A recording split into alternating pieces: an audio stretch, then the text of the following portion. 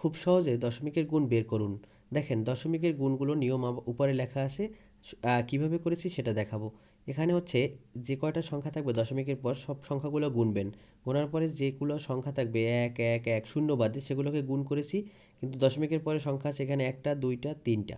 তিনটা সংখ্যা আমি তিনটা সংখ্যা বানাবো, তাহলে এক পেয়েছি রেজাল্টে, আর হচ্ছে বাকিগুলো দুইটা শূন্য দিয়ে দিয়েছি।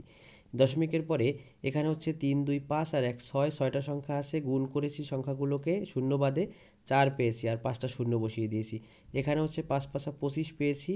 আর যেহেতু ছয়টা সংখ্যা আছে দশমিকের পরে, এখানে এখানে আছে পাঁচটা, এখানে আছে একটা, তার মানে হচ্ছে এখানে কি করেছি, 25-এর আগে সেই ছয়টা সংখ্যা বানানোর জন্য 25 যেহেতু দুইটা, এক দুই দুইটা সংখ্যা গেল, তাহলে আর এক দুই তিন চার, চারটা সংখ্যা দিয়ে দিয়েছি। এখানে হচ্ছে দশমিকের পরে হচ্ছে 7টা সংখ্যা আছে, চার আর দুই ছয় আর এক সাত।